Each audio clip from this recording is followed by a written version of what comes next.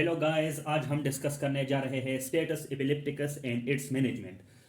तो गाइस, पहले हम स्टेटस एपिलेप्टिकस को डिफाइन करते हैं। What is status epilepticus? So any seizures lasting more than 5 minutes is called status epilepticus, or we can define it as clusters of seizures with patient not recovering a normal mental status in between.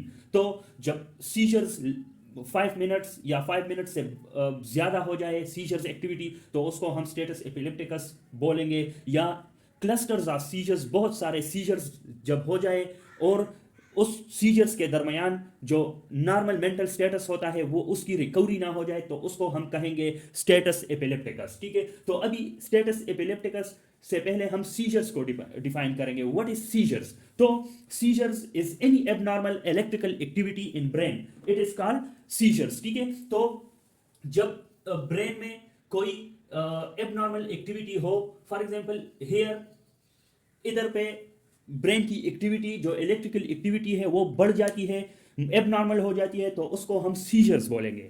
ठीक है, और जब ये seizures इसकी motor manifestations आ जाए तो उसको हम कन्वल्जन्स बोलेंगे। ठीक है, तो एक होता है seizures which is abnormal foci और abnormal electrical activity in brain. ठीक है, तो उसको हम सीजर्स बोलेंगे। लेकिन जब इसकी मोटर मैनिफेस्टेशंस आ जाए तो फिर हम उसको क्या कहेंगे? Convulsion. So convulsion is motor manifestations of seizures. फिर एपिलिप्सी किसको बोलेंगे? एपिलिप्सी जब 2 or more than 2 episodes of unprovoked seizures आ जाए तो उसको हम एपिलेप्सी बोलेंगे। ठीक है, तो seizures any abnormal electrical activity in brain, for example here the electrical activity of brain is increased, so it is called seizure. Convulsion, when the motor manifestations of seizures occur, it will be convulsion. Epilepsy, when there is 2 or more than 2 episodes of unprovoked seizures, unprovoked oh unprovoked seizures is called, मतलब unprovoked seizures का मतलब क्या है? without any secondary medical illness और without any secondary काज, जब कोई seizures की 2 या more than 2 एपिसोड्स आ जाए तो उसको हम कहेंगे एपिलेप्सी। अब स्टेटस एपिलेप्टिकस जब सीजर्स 5 मिनट से बढ़ जाए उसको हम स्टेटस एपिलेप्टिकस बोलेंगे। कासेस इसके क्या है? इसके एक कास तो ये है द नॉन कंप्लायंट और discontinuation of anti epileptic drugs. जब हम एंटी एपिलेप्टिक ड्रग्स को मुसलसल और कंटिन्यूसली नहीं लेंगे, उसके डोजेस सही तरह से नहीं लेंगे या उसके डोजेस अपने टाइम पे नहीं लेंगे, नॉन कंप्लायंस होगा, तो उसके साथ स्टेटस एपिलेप्टिकस आएगा। फिर इसकी जो दूसरी कास है वो है एक्यूट फेब्राइल इलनेस। कोई टेम्परेचर, वो इलनेस जिसमें टेम्परेचर हो, टेम्परेचर रेज हो, फेब्राइल इलनेस हो, एक्यूट फेब्राइल इलनेस में भी स्टेटस एपिलेप्टिकस आ सकता है। ठीक है, तो these are the definitions of status epilepticus.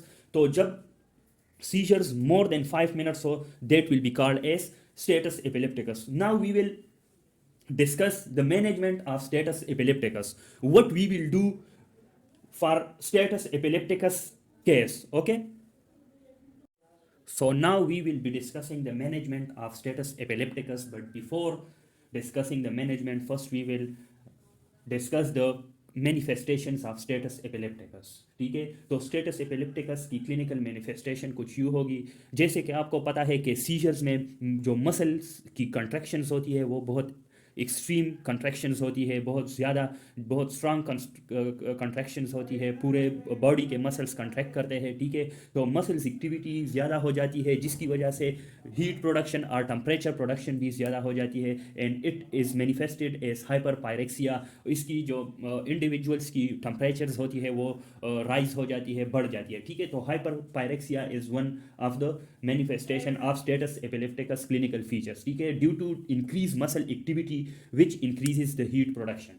ठीक है, फिर इसमें एसिडोसिस भी हो सकता है, क्लिनिकल मैनिफेस्टेशंस में एसिडोसिस भी हो सकता है। Why there is acidosis?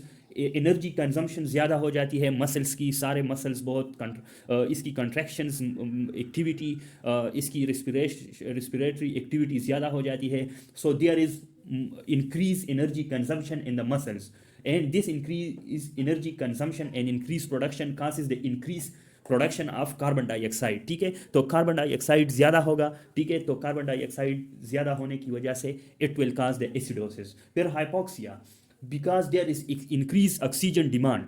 Oxygen demand muscles को बहुत ज़्यादा हो जाती है, तो मसल्स की जो डिमांड है वो बॉडी पूरी नहीं कर सकती, तो there is manifestation of hypoxia in the status epilepticus. फिर रेस्पिरेटरी कंप्रोमाइज भी हो सकता है, because the muscle activity is so strong and there is less supply of और insufficient supply of oxygen to muscles which causes the respiratory compromise, ठीक है। Respiratory compromise acidosis की वजह से भी हो सकती है। अब आते हैं मैनेजमेंट ऑफ स्टेटस एपिलेप्टिकस। तो पहला स्टेप्स क्या होगा हमारा, ABC अप्रोच होगा।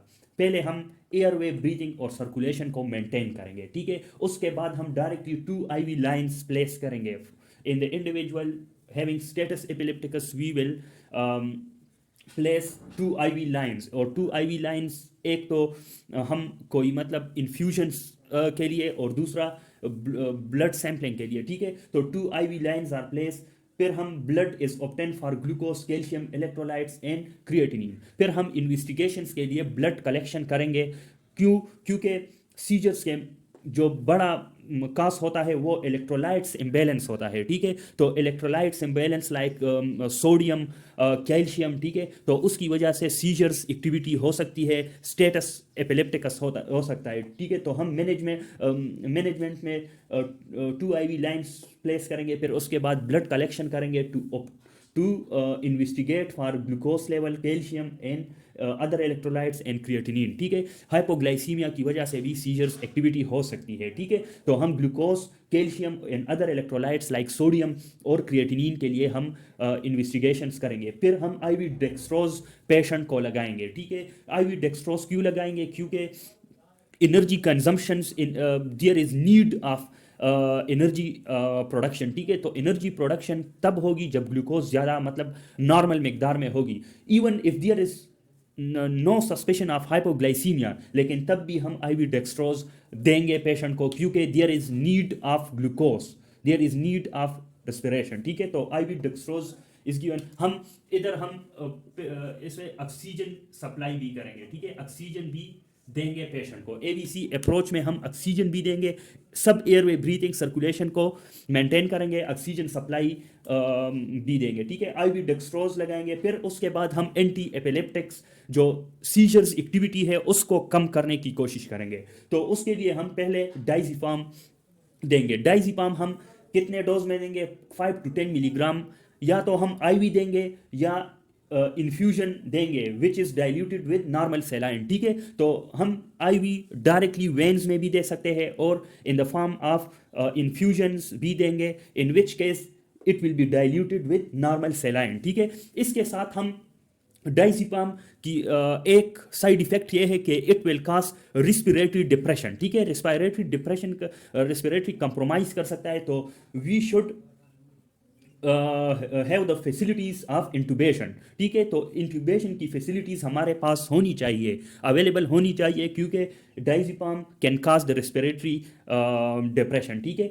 इसके बाद डाइजिपाम से सीजर्स कंट्रोल हो जाएंगे, लेकिन अगर कंट्रोल ना हुए तो वी विल एड फिनिटाइन, ठीक है। फिनिटाइन किस लोडिंग डोज में देंगे हम, 20 मिलीग्राम पर kg, ठीक है। डाइजिपाम से कंट्रोल नहीं हुए तो वी विल शिफ्ट इनटू फिनिटाइन, और फिनिटाइन हम डेक्सट्रोज में डाइल्यूट नहीं करेंगे, क्योंकि डेक्सट्रोज में इसकी प्रिसिपिटेशन होती है, ठीक है। तो हम इसको डायरेक्टली वेन्स में भी मतलब IV भी दे सकते हैं, तो ठीक है। तो फिनिटाइन लोडिंग डोज क्या होगा, 20 मिलीग्राम पर kg, लेकिन इसकी जो इन्फ्यूजन रेट होगी वो 50 मिलीग्राम पर मिनट से ज़्यादा नहीं होनी चाहिए, ठीक है। Infusion rate of phenytoin should not exceed 50 milligram per minute, ठीक है। अभी हम आते हैं, अगर फिनिटाइन से भी काम नहीं चला, अगर फिनिटाइन भी सीजर्स को कंट्रोल ना कर सके, तो हम फिनोबार्बिटॉन देंगे, ठीक है। फिनोबार्बिटॉन लोडिंग किस लोडिंग डोज में देंगे, it should be given in the loading dose of 20 milligram पर kg, ठीक है। तो फिनिटाइन के बाद हम फिनोबार्बिटॉन देंगे। इन केस अगर अनलकीली फिनोबार्बिटॉन से भी सीजर्स कंट्रोल नहीं हुए तो हम फिनिटाइन डोज को इंक्रीज करेंगे, but we will not increase the infusion rate, ठीक है। इन्फ्यूजन रेट हमने पहले बताया कि infusion rate should not exceed 50 milligram per minute, we will just increase the dose of phenytoin, ठीक है। अगर इससे भी ठीक नहीं हुआ then this case of epilepsy status epilepticus will be refractory. This will called refractory status epilepticus.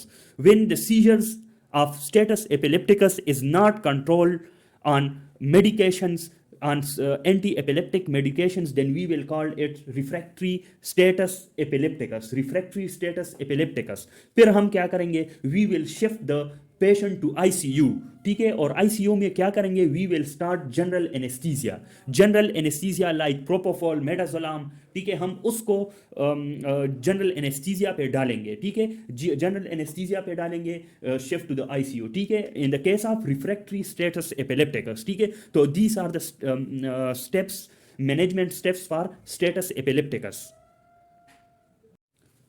Okay guys, तो ये है summary of the management of status epilepticus. First we will do ABC approach.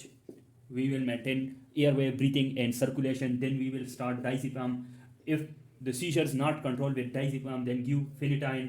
If it is not controlled, again we will do phenobarbital. And if it is not controlled with phenobarbital, then we will increase the phenytoin dose. And if it is the status epilepticus which can be controlled with the anti-epileptic drugs, then we will shift the patient to the ICU and we will keep the patient on general anesthesia like midazolam or propofol. Okay, so these are the steps, general steps of status epilepticus. What are the complications of status epilepticus? So it can lead to aspiration.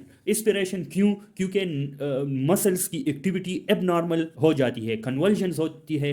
तो respiratory muscles की भी abnormal activity की वजह से जो food materials हो सकते हैं या कोई फॉरेन मटेरियल हो सकता है, वो उसकी एक्सपिरेशन हो सकती है। रेब्डोमायोलाइसिस भी हो सकता है ड्यू टू एबनॉर्मल और इंक्रीज मसल्स एक्टिविटी, हाइपरथर्मिया भी हो सकता है, ठीक है। तो these are the complications of status epilepticus. Thank you.